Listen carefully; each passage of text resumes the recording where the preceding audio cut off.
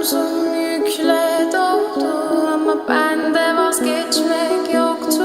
Bitmedi, bitmedi, bitirmedim.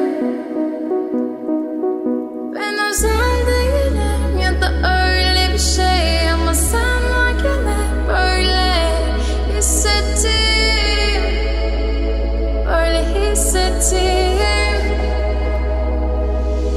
Yanan her şey gülmüyor olmalı, bunu sen de hatırlarsın da artık